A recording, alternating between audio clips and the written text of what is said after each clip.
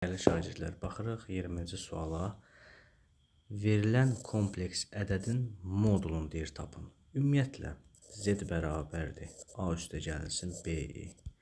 Bu şəkildə verilən kompleks ədədin bizdən modulunu soruşsa, modul nəyə bərabərdir? Kök altda a kvadrat plus b kvadrat.